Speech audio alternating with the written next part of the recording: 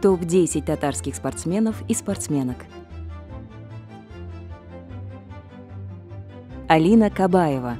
Карьера Алины сделала ее самой известной российской гимнасткой по всему миру, хотя прошла и не совсем гладко. Алина рано стала подопечной Ирины Винер и уже с 13 лет выступала за сборную России по художественной гимнастике. В 1998 году Алина впервые становится чемпионкой Европы, а в 1999 уже и чемпионкой мира. В общей сложности у Кабаевой 15 золотых медалей чемпионатов Европы и 9 чемпионатов мира. В 2001 году Алина Кабаева была уличена в применении фуросемида и дисквалифицирована на 2 года. Это не помешало ей взять золото на Олимпиаде 2004 года в Афинах. В 2007 году гимнастка завершила спортивную карьеру. Тимур Тимирзянов.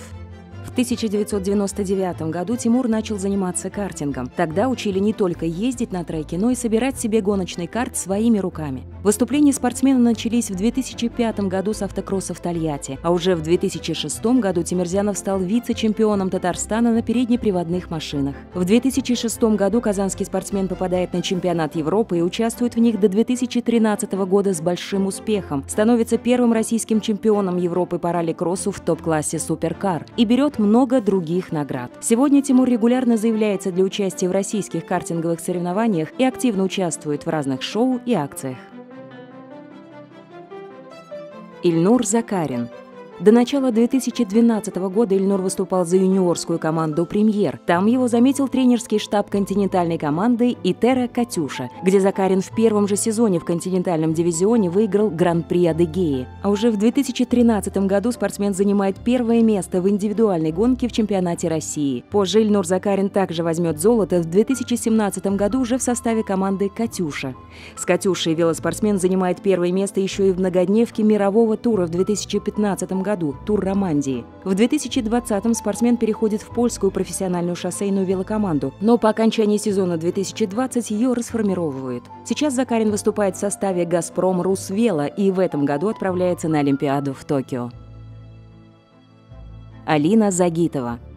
Алина начала заниматься фигурным катанием в 4 года, но пыталась бросить эту затею аж 7 раз. Хорошо, что у нее не получилось. Первый и единственный сезон среди юниоров Загитова собрала все основные титулы и поставила 5 мировых рекордов. Во взрослой карьере Алина Загитова также стала рекордсменкой. Начиная с 2017-го спортсменка постоянно улучшает результаты и бьет свои собственные и мировые рекорды. На чемпионате Европы 2018 она становится самой молодой участницей и берет золото. На Олимпийских играх в Пхенчхане занимает первое место с большим отрывом в баллах и новым олимпийским рекордом. В сентябре 2018 года начала сезон с 3 мировых рекордов. В декабре 2019 года Загитова сообщила о приостановке соревновательной карьеры в фигурном катании.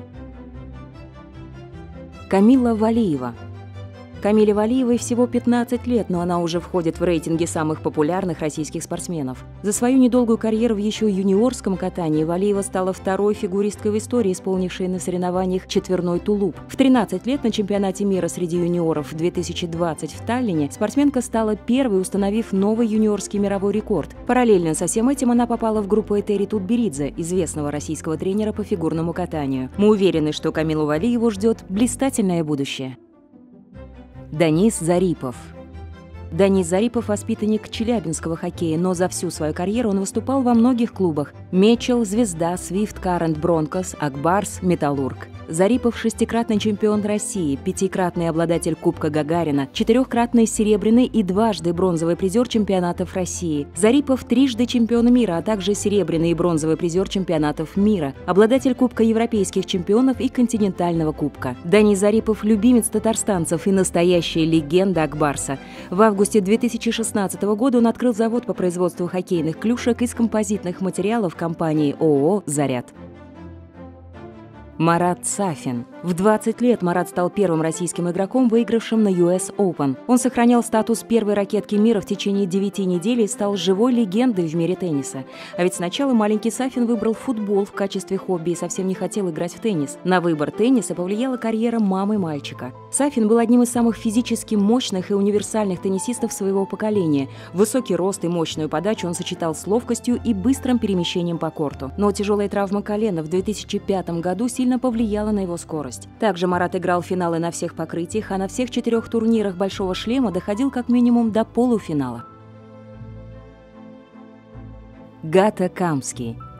Гата родился в татарской семье в Новокузнецке и уже в 7 лет начал серьезно заниматься шахматами, освоил шахматное искусство в Казани и Ленинграде. Еще в 1987-м Гата становится чемпионом СССР по шахматам среди юношей. После переезда в США спортсмен получает звание гроссмейстера в 1990-м и становится чемпионом США в 1991-м. И все это до того, как юноше исполнилось 18. В 1996-м играл в Элисте матч с Анатолием Карповым, где стал лишь вице-чемпионом мира. Расстроился и отошел от шахматной активности почти на 10 лет. После возвращения он становится чемпионом мира по быстрым шахматам, 4-жды чемпионом США и обладателем Кубка Федерации шахмат Республики Татарстан. Входит в топ-50 гроссмейстеров мира.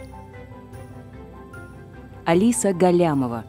Блестящую карьеру шахматистки Алиса начала с победы в чемпионате Татарстана в 1985-86 годах. В 1987 также стала чемпионкой мира среди девушек до 16 лет и повторила этот успех в следующем году на чемпионате в Румынии и Австралии. Алиса Галямова принимала участие в 5 всемирных шахматных олимпиадах в составе разных сборных. На счету Галямовой 3 победы в чемпионатах России и шахматный «Оскар». Сейчас Галямова живет в Казани, держит собственную шахматную школу, а также небольшой бизнес.